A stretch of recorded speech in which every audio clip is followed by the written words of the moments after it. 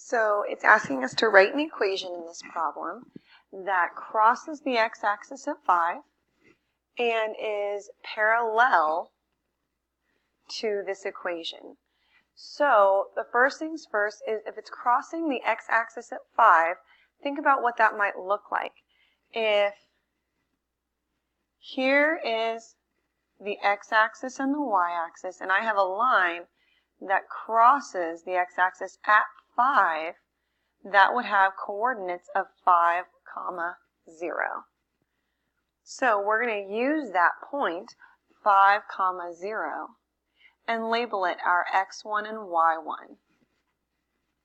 Okay? And then we need our line to also be parallel to this equation right here. In order for two lines to be parallel means they have to have the same slope. So I need to use the slope from here. My slope is going to be 1.2. That should help you eliminate some of your answer choices. So now that I have a point and I have a slope, I've boxed them, I need to use point-slope formula.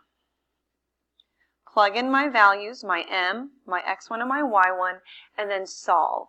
You want to solve for y. Notice that all the answers over here, they all have y alone. So you need to plug in your values and solve for y. Good luck.